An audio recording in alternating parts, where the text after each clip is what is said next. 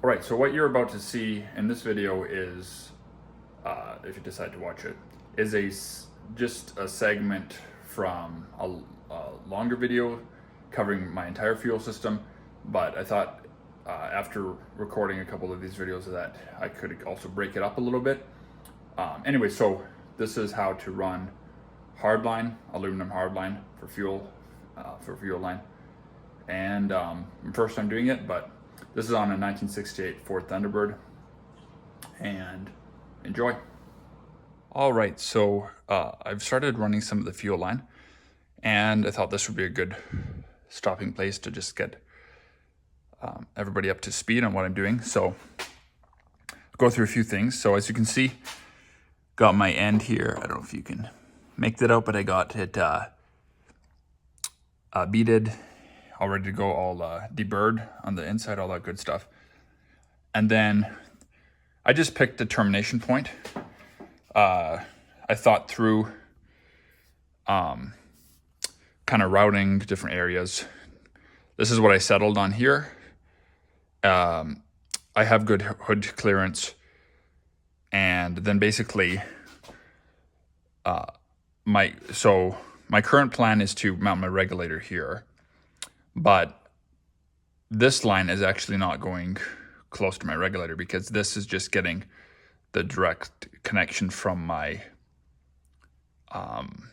return line on the pump, the return fitting. So anyway, so that's going to be coming somewhere through here.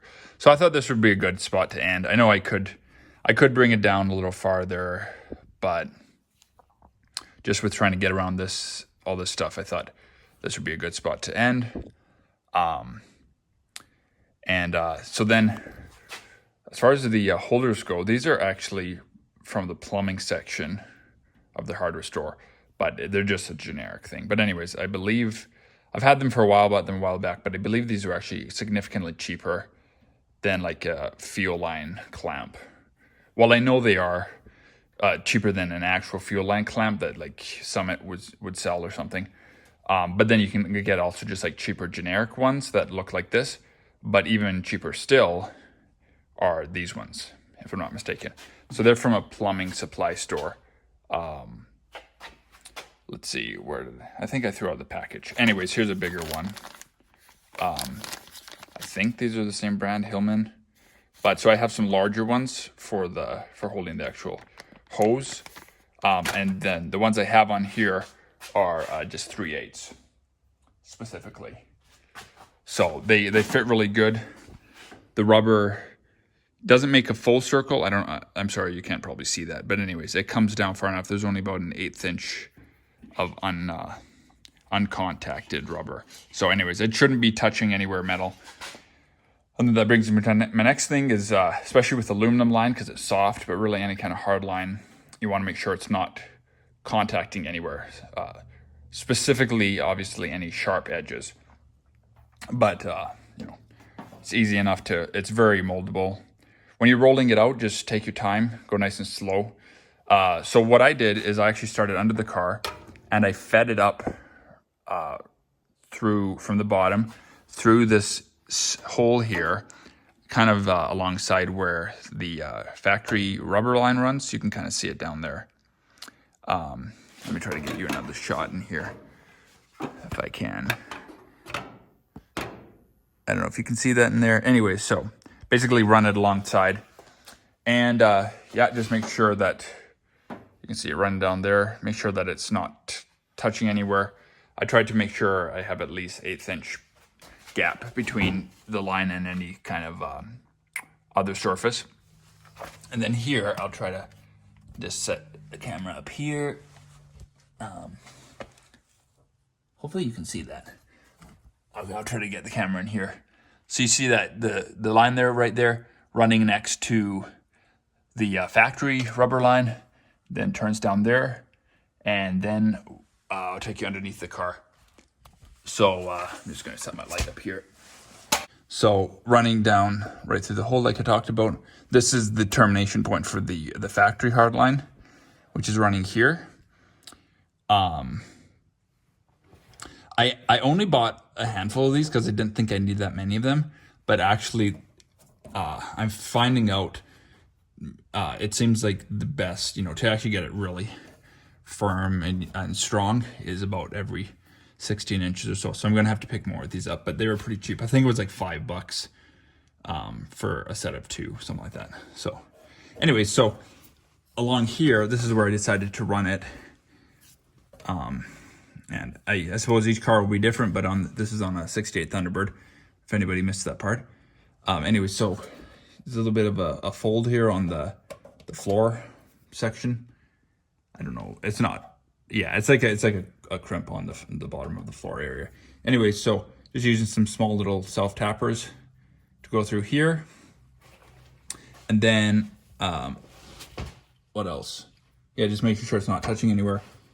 The aluminum straightens up pretty easily, but you just obviously want to go nice and slow, straighten it out gently because you don't want to crank it.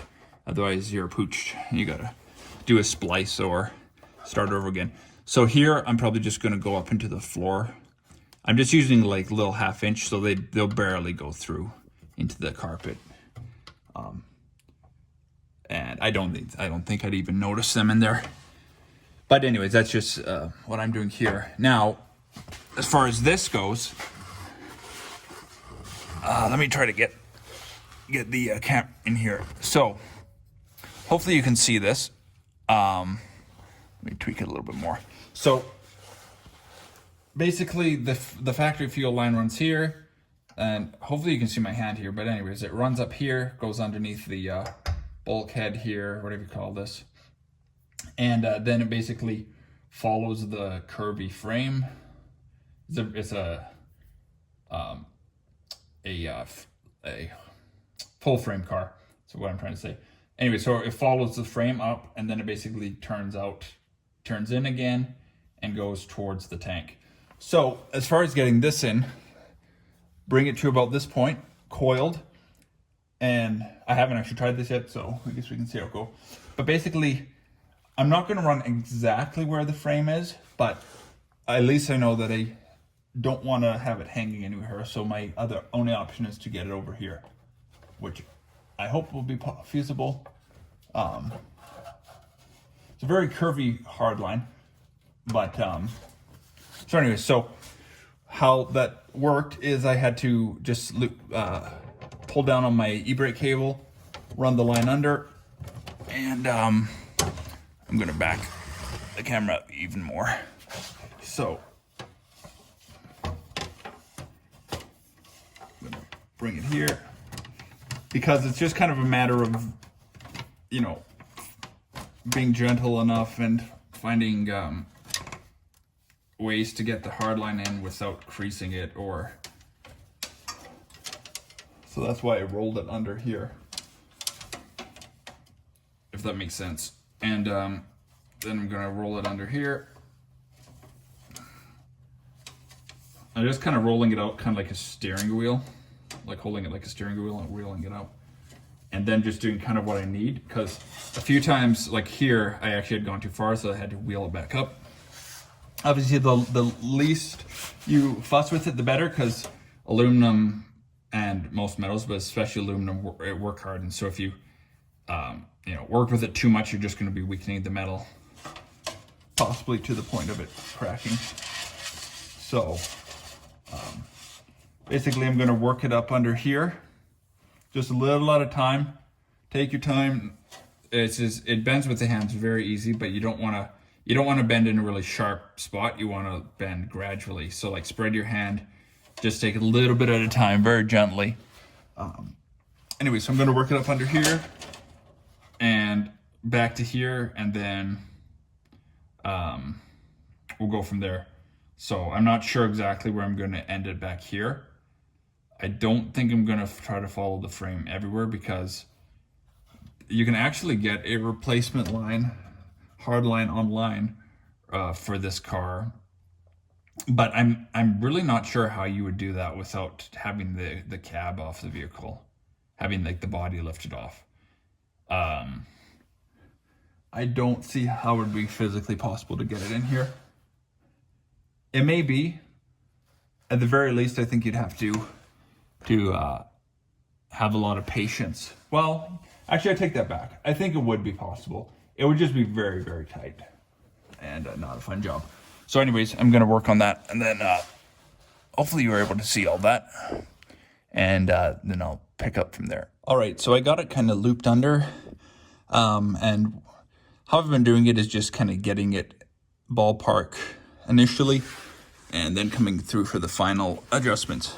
Apologize, it's a little bit tight here under the car. Anyways, so, but then I came upon this. I needed to get behind this, and the only way I could really feasibly do that is to make a judgment call on how long to cut it, and here we are.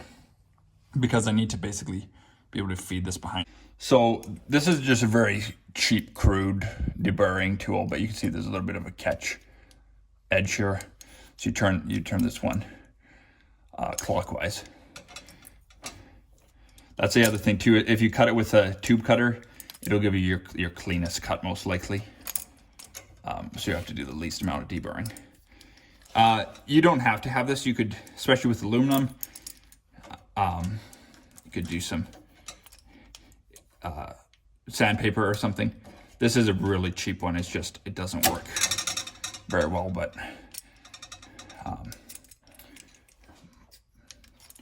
cheap times call for cheap tools. So anyways, basically do that. Then I got some emery cloth, curl it up real tight, tighter than that. May have a little bit much here. And kind of do it on a triangle like that sort. Most of this stuff is not rocket science. I figure most of you guys watching this can kind of skip, because you know, if you're watching how to run fuel line, you may or may not have already figured out how to roll sandpaper. Anyways, so yeah, I cut this to the length close to where I think it's going to end up. So I'm feeling pretty confident that I can just go ahead and do my bead here, because once it's up in the spot there, it's going to be a nightmare to try to get it. So I wanted to access it down here. So yeah, do yourself a favor, maybe pick up an actual deburring tool. They're not much. Pick them up at the plumbing store or plumbing aisle in their hardware store. This is a very cheap one here. So anyways, got that done. And then you'll notice you create a little bit of an edge on the outside, but you also will do that with the crude tool. So I didn't talk about this yet, I don't think, in the video, but I had made a short that I put up already on modifying this. So this is just a pair of cheap crimping pliers, wire crimping pliers. And I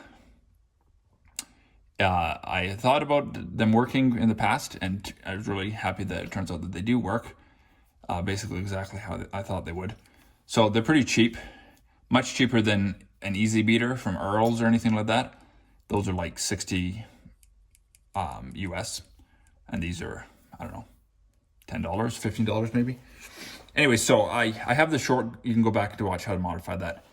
But basically, it goes in and it just utilizes the bump. I did have to modify them, and so in this case, I'm going to go to the yellow, and I'm going to work my way around. Make sure you have it in the right way. Don't accidentally put it backwards, else you'll wreck the tip.